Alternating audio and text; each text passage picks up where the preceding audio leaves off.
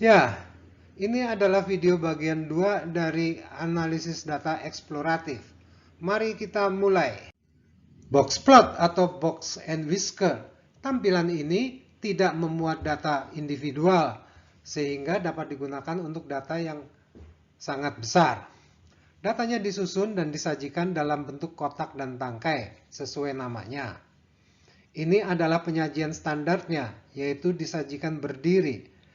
Peralatan ini menyajikan 5 besaran, yaitu batas bawah yang besarnya dibatasi dengan cara pilihlah yang maksimum atau paling besar antara nilai terkecil dari datanya atau hasil dari Q1 dikurangi 1,5 IQR atau interquartile range. Mengapa demikian?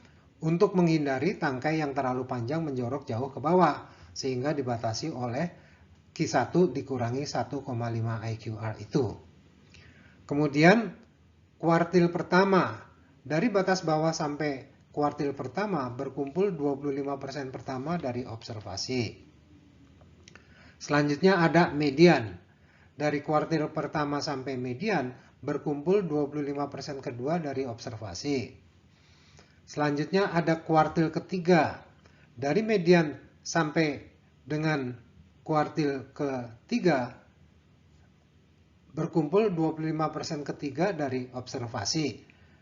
Pendeknya jarak mereka menunjukkan nilai observasi di daerah itu cukup rapat. Lebih rapat dibandingkan 25% pertama dan 25% yang kedua. Dan terakhir adalah batas atas, yang besarnya juga dibatasi dengan cara pilihlah yang minimum atau yang lebih kecil antara nilai terbesar dari datanya atau hasil dari Q3 ditambahi 1,5 IQR. Tujuannya agar tangkainya tidak digambarkan menjorok terlalu jauh ke atas dengan cara dibatasi hanya sampai Q3 ditambah 1,5 IQR. Dari kuartil ketiga sampai dengan batas atas berkumpul 25% keempat dari observasi. Ini contoh penerapan kaidah penetapan batas bawah. Misalkan nilai terkecil adalah 30 dengan Q1 minus 1,5 IQR adalah 35. Siapakah yang lebih besar di antara kedua nilai tersebut? 35, bukan? Jadi 35 itulah yang menjadi pembatas di bawah. Demikian pula, misalkan nilai terbesar adalah 80 dengan Q3 ditambah 1,5 IQR adalah 85. Siapakah yang lebih kecil di antara kedua nilai tersebut? 80, bukan? Jadi 80 itulah batas atas dari tangkainya. Cara ini sesuai dengan kaidah dalam penetapan keberadaan pencilan atau outlier, yaitu pencilan kecil yang demikian ini dan pencilan besar yang demikian ini. Kita lanjutkan di lembar berikutnya. Potensi yang disampaikan atau diungkapkan oleh boxplot adalah sebagai berikut. Pertama, besarnya data yang disajikan tidak terbatas karena tidak menampilkan nilai-nilai individual. Kedua, menyajikan 5 besaran sekaligus sebagaimana yang terlihat ini.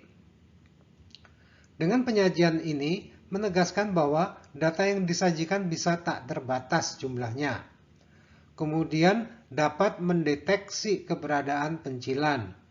Ujung tangkai di bawah ini berpotensi sebagai pencilan.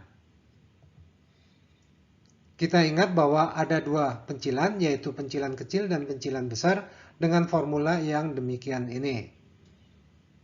Jadi, apakah batas bawah boxplot tersebut merupakan pencilan atau bukan, perlu diperiksa dengan formula tersebut. Akan tetapi, tangkai yang menjorok jauh dari kuartilnya bisa menjadi indikasi pencilan. Kita akan menduga keberadaan pencilan dengan alternatif yang akan disampaikan ini berdasarkan bentuk distribusinya, yang juga potensi yang dapat diungkap oleh boxplot. Andai kata gambar sajian ini diputar 90 derajat searah jarum jam demikian ini, rentang-rentang yang pendek menunjukkan adanya penggerombolan data yang intensif, dan sebaliknya, Jarak antar 5 besaran yang jauh menunjukkan konsentrasi keberadaan observasi yang langka. Sehingga bentuk box plot contoh ini kira-kira menggambarkan distribusi yang demikian ini.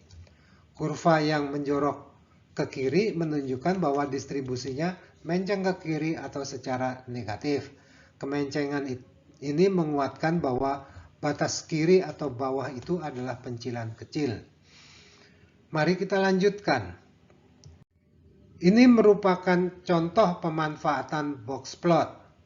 Misalkan data nilai ujian 5 kelas A, B, C, D, dan E, statistika, ekonomi, dan bisnis disajikan dalam bentuk box plot itu. Dengan median global dari seluruh siswa sebesar 70 itu. Dengan cukup mudah kita dapat membuat analisis atas perilaku distribusi nilai ujian lintas kelas.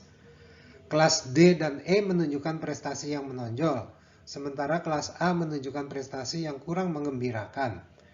Namun kelas A juga menunjukkan sebaran nilai yang lebih sempit dibandingkan kelas lainnya, yang menunjukkan nilai lintas siswa tidak terlalu jauh berbeda. Sementara itu, kelas B dengan median kelas yang jauh di bawah median global menunjukkan bahwa mayoritas atau jauh di atas 50% siswa nilainya di bawah median global. Kita lanjutkan dengan materi yang keempat. Sekarang kita membahas sajian untuk dua variabel. Yang pertama adalah diagram pencar. Ini merupakan sajian untuk data dari dua variabel numerik secara sekaligus. Setiap titik data disajikan secara visual sebagai titik pada bidang kartesian, sehingga walaupun menampilkan nilai data individual, sajian visual titik data ini mampu menampilkan jumlah data yang relatif tak terbatas. Baik, disajikan ilustrasinya. Ini sumbu-sumbunya, ada dua variabel numerikal. Kita gunakan Excel untuk menyusunnya yang menghasilkan gambar ini. Statistika tidak menetapkan variabel mana yang harus di sumbu datar dan variabel mana yang ditempatkan di sumbu tegak.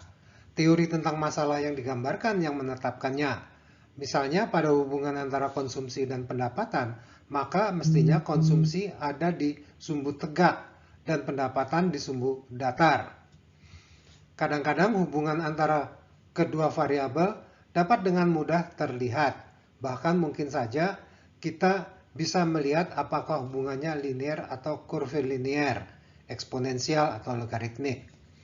Namun, mungkin juga pola hubungan itu tidak terlalu gampang terlihat. Yang sedang kita lihat saat ini adalah contoh kaburnya keberadaan hubungan antara kedua variabel tersebut.